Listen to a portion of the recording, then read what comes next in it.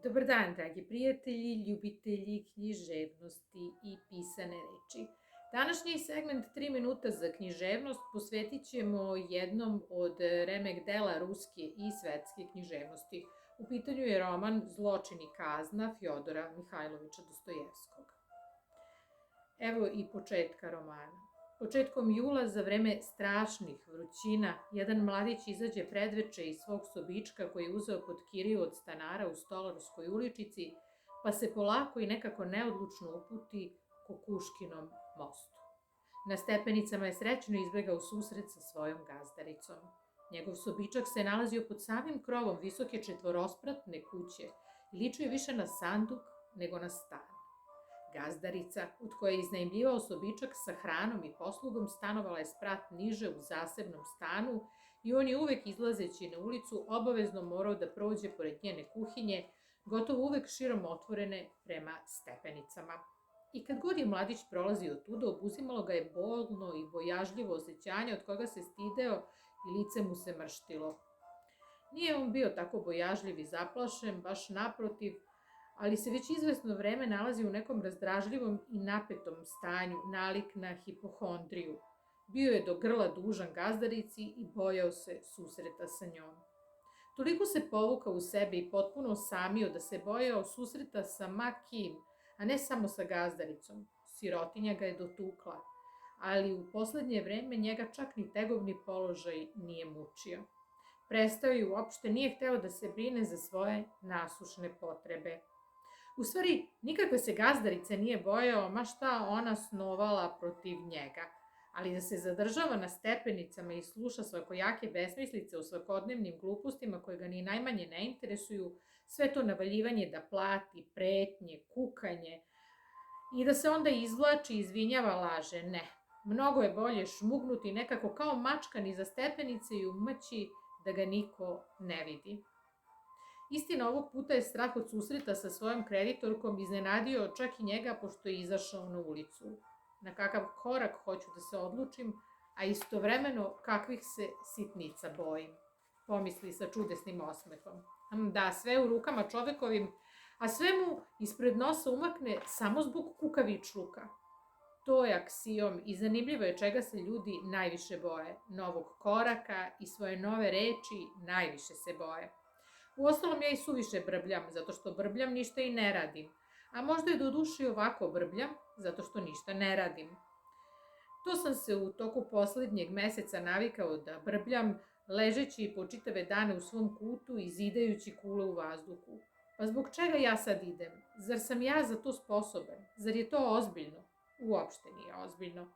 Nego ovako fantaziram i zabavljam se, igračka. Da, verovatno igračka. Na ulici je bila strašna vrućina, pored toga zapara, gužva na sve strane, kreč, skele, cigle, prašina i onaj naročiti letnji zadah, tako poznat svakom Petrograđaninu koji nije u stanju da iznajmi vilu za letovanje. Sve to neprijatno je potreslo i onako već rastrojene mladićeve živce. Nesnosan zadah krčmi kojih je u tom delu grada ima naročito mnogo i pijan svet koji je neprestano sretao, iako je bio radni dan, kompletirali su odvratni i tužni kolorit slike. U finim crtama mladićevim za trenutak se pojavi osjećanje najdublje odvratnosti. Uzgled rečeno, bio je vanredno lep, divnih tamnih očiju, smeđ, dosta visok, tanak i stasit. Ali uskoro je utonuo u neku duboku zamišljenost, tačnije rečeno kao u neki zanos, i pošto dalje ne opažajući više svet oko sebe, a i ne želeći da ga opaža, krenuo je dalje. Samo bi tek ponekad promrmljao nešto za sebe, po navici da sam sa sobom razgovara, što je odmah sebi i priznao. U tom trenutku i sam je bio svestan da mu se ponekad misli brkaju i da je jako oslabio, već drugi dan gotovo ništa nije jeo. Bio je tako jadno odeven da bi se neko drugi, čak i naviknut na sirotinju, stideo po danju izići na ulicu u takvim ritama. Uostalom, ovaj kraj grada bio je takav da je teško bilo iznenaditi nekoga odelom. Blizina Senjske pijace, mnoštvo izvesnih lokala i pretežno radničko i zanatlijsko stanovništvo sabijeno u centralnim petrogradskim ulicama i uličicama, sve je to ponekad u opštu panoramu unosilo šarenilo takvih tipova da bi bilo neprirodno čuditi se kad se sretne poneka od tih prilika. ali u duši mladićevoj već se nakupilo toliko zlobnog prezrenja da se i pored svega ponekad skoro dečačke osetljivosti najmanje stideo svojih rita na ulici. Druga bi stvar bila kada bi se sreo s nekim poznanicima ili sa bivšim drugovima s kojim uopšte nije voleo da se sretne. Međutim, kad mu je neki pijani čovjek koga su tada ko zna zašto i kuda vozili ulicom u ogromnim i praznim kolima, koje je vukao ogromni teretni konj odjednom u prozu doviknuo: "Ej ti, švapski šeširđio!" i prodreo se koliko ga je grlo nosilo, pokazujući na njega rukom, mladić je odjednom stao i grčevito zgrabio svoj šešir. Šešir je bio visok, okrugao, cimermanski, ali već iznošen, izbledeo, sav iscepan i isflekan, bez oboda i nekako vrlo ružno iskrivljen u stranu, ali njega nije obuzeo stid, već jedno sasvim drugo osjećanje koje čak ličilo na strah.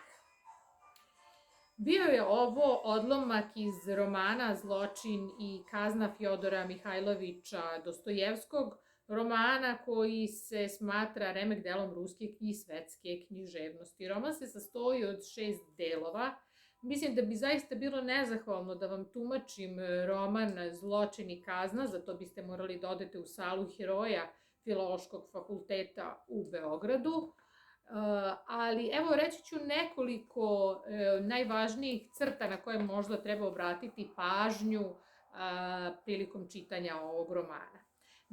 Dakle, radnja Zločina i kazne odvija se u Sankt Peterburgu polovinom 19. veka.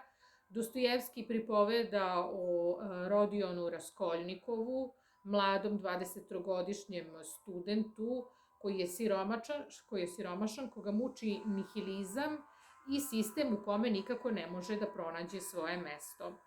U svom unutrašnjem dijalogu on razmatra pitanja dobra i zla i ima vrlo visoka moralna načela, smatra da je iznad drugih ljudi i na neki način smatra da cilj opravdava sredstvo. To je jedan od razloga zbog kojih ubija staru lihvarku i uzima njen novac, uz to ubija i njenu sestru koja se tu slučajno našla.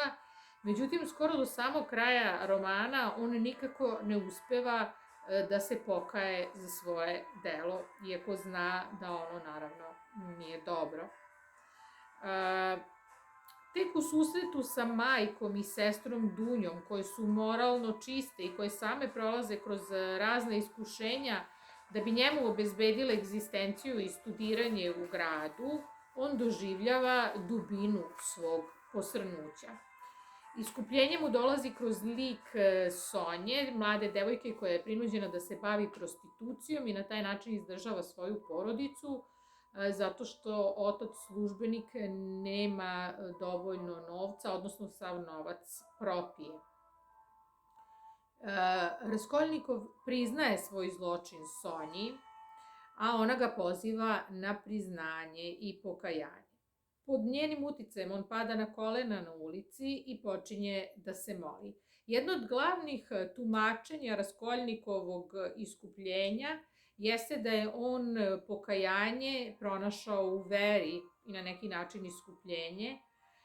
Međutim, ne smemo zanemariti ni ljubav, jer on Sonji kaže: "Voleo bih da sam te ranije sreo." Na neki način on možda razmišlja o tome da ne bi počinio zločin da je nju ranije sreo, a dakle da nije bilo ljubavi prema nje, on se ne bi približio ni veri ni pokajanju. Sonja ga primorava da prizna svoju krivicu i on dobija zatvorsku kaznu u Sibiru, ali Sonja odlazi sa njim i tamo provode godine zajedno na odsluženju njegove vojne kazne. Ovaj roman je izdat 1866. godine u časopisu Ruski vesnik.